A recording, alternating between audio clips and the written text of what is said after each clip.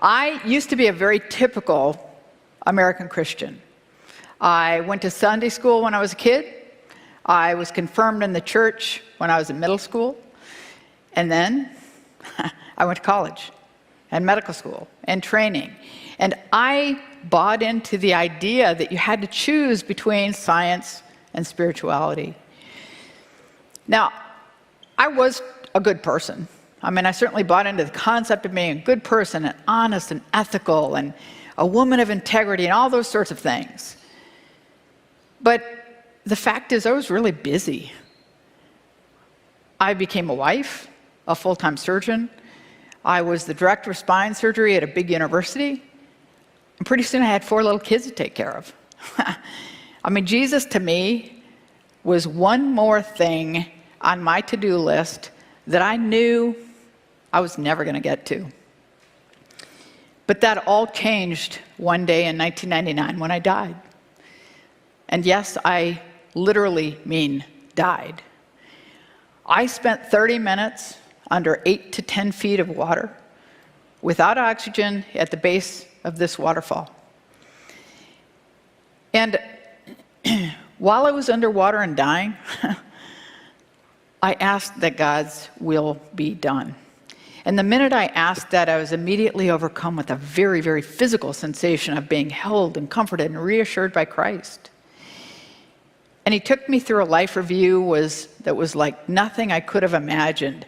I was reinserted into every one of the most painful memories of my life. But this time was different.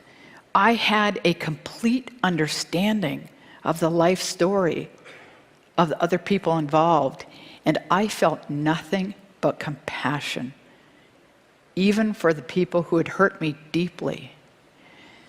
And I discovered that where God's love is present, there is no room for destructive emotion. I discovered grace.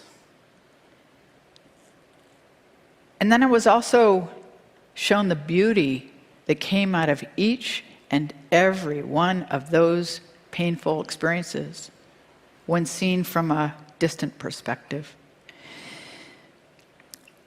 Eventually, my body came over the front deck of my boat, and when that happened, my spirit rose up and out of the river, and I was immediately greeted by a group of people or spirits, beings, who were so overjoyed to welcome me home. I know that they had loved me and known me as long as I have existed.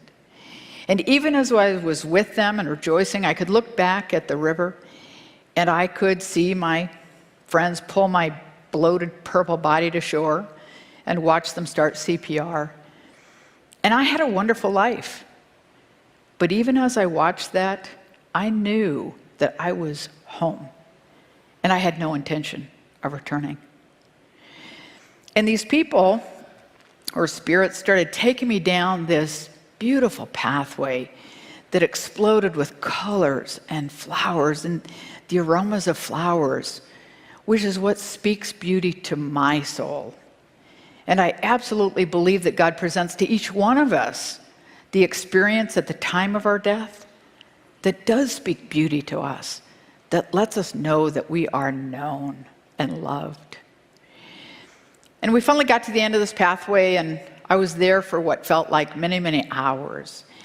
And during my time there, I had a complete understanding of the divine order of the universe. How it could possibly be true that there is a God that is real and present today, knows each and every one of the billions of us on this planet individually, loves each and every one of us as though we're the only ones, and has a plan for each and every one of us and for the world that's one of hope.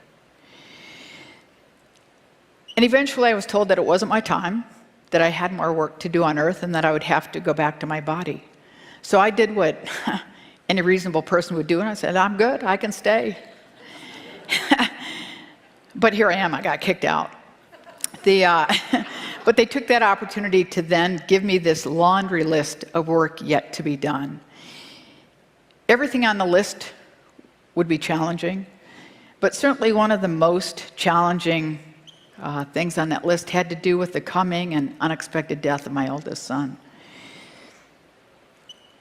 He was hit and killed by a car 10 years later. But at that time, he was only 9.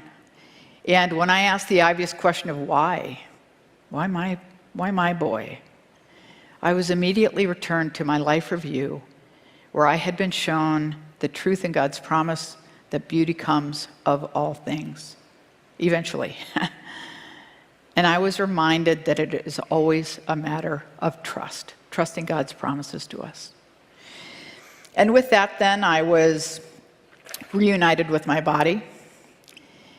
And I continued to have supernatural experiences over the next couple of weeks. But then finally, the window, my personal window into heaven, closed. And I was left with the consequences of my injury, and I underwent many, many surgeries and many more months of rehab. And I spent those many months of rehab trying to figure out what had happened to me. I researched extensively every possible explanation or excuse that anyone had ever mentioned.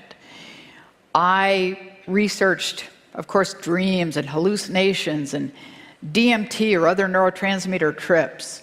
Could it have been just the physiologic process of a dying brain? And at the end of many, many months of research, I had to conclude that mine had been a true and spiritual experience.